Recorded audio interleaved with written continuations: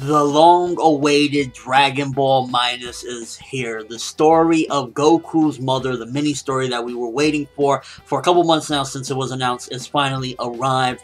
And I honestly gotta tell you guys that I have to look at this story in two different perspectives, because in one perspective, this is pretty freaking bad. And another perspective, oh, it's not that bad, it's pretty good. Now, with Dragon Ball Minus, this story pretty much takes Bardock, the father of Goku, the TV special that came out like in the 90s or whatever, and pretty much tosses it out the window for the most part regarding certain elements, because it is just, if you include Bardock, the father of Goku as canon to the story, you will be like, what the fuck, because there are so many plot holes. Yes, plot holes central when it comes to including that. If you look at it as Bardock, the father of Goku is an interpretation of what actually happened, but this is actually canon because this is manga, then you'll be like, okay, it was actually pretty good, because it is just like, it contradicts so many different things. It just changes up characterization of characters. It really is different, and I'll get into it right now. So for starters, within the special, we get mention of Raditz. So we finally got confirmation that yes, Goku and Raditz have the same father and same mother. It's not just like one parent. They officially put it in there, because a lot of people have been asking, yo,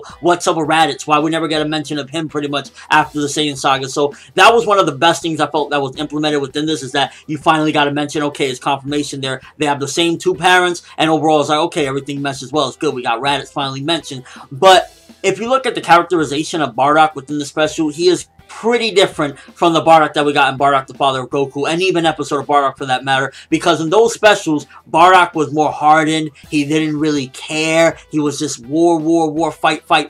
That's all he was really into. He was a Saiyan. He was a monster. He didn't really care about anything. He did have somewhat of a caring to a small smidge of an extent, but some of the things that was mentioned in the actual episode of Bardock, or Bardock, the father of Goku, was he didn't really even visit his son. He never visited him once since he was born.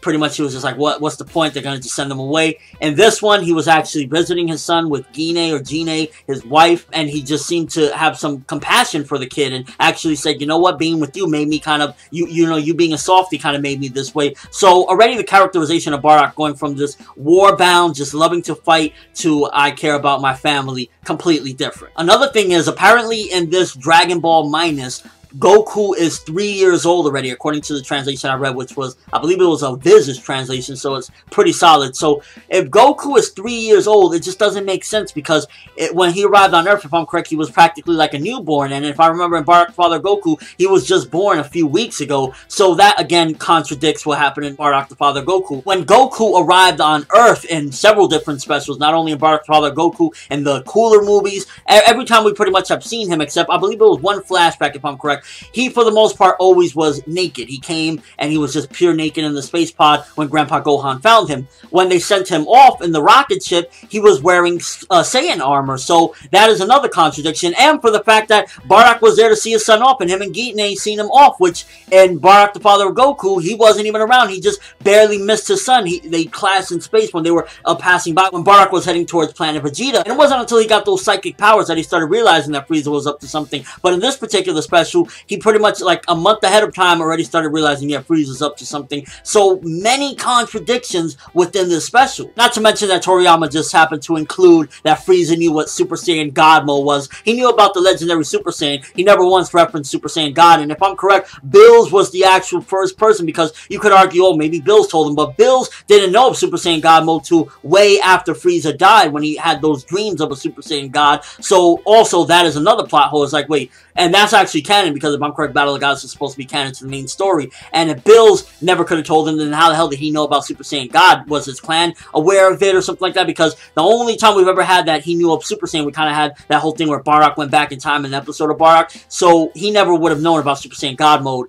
And again, contradiction and plot hole. We got somewhat of a hint within this one that Bardock and Prince Vegeta, our Vegeta, teamed up at some given point, because he said, working with him is a pain. He don't like to be with Prince Vegeta. So I guess that was some interesting stuff. Although Vegeta never really hinted that he was, really close to him or anything like that. I remember when he mentioned to Goku when he was dying about his father, he knew of him and he just seemed that he was like this warrior. So I guess that's some thing there that is really like vague. Is like, well, you don't really know if they actually teamed up or not. Vegeta's not going to remember every Saiyan that he teamed up with, so that right there doesn't really feel like any type of plot hole. And as a whole, with enjoyment wise, I got a ton of enjoyment out of it just to see this again. You know, you get to see a little bit of Vegeta in this one, Prince Vegeta, and just, you know, a couple different things. Getting to see Goku's mother. For the most part, she wasn't anything special. She was a Saiyan warrior. She cared about her kid, and I guess some of that rubbed off on Bardock. But again, like, if I look at it for just this special and I exclude episode of Bardock and Bardock the father of Goku as like they didn't happen, they were just like somewhat of what happened, then I can say that, yeah, this was pretty good. I would give this like, you know, 7.5, maybe an 8. It was pretty enjoyable, getting some connections and just seeing a different light of Bardock.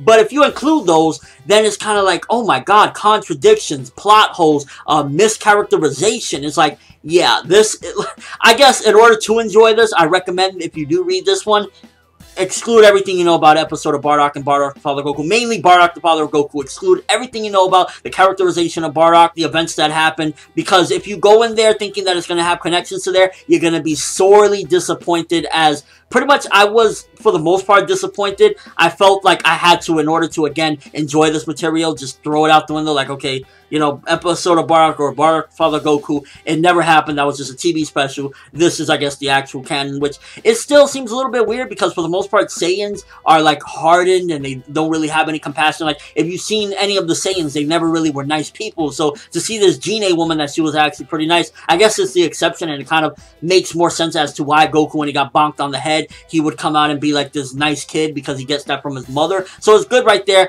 And as a whole, those are my thoughts regarding, you know, this Dragon Ball minus this story regarding, you know, Goku's mother and father. We get a little bit of that Jocko guy and pretty much his mission or whatever. I don't really want to talk about that because I haven't talked about the actual manga yet, which I will be doing a review at some given point. Once we get the volumes over here, I'll do a whole review, including that last bit with Jocko, the patrolman. But as a whole, good if it's by itself and this is the actual canon and you exclude Bardock the father of Goku.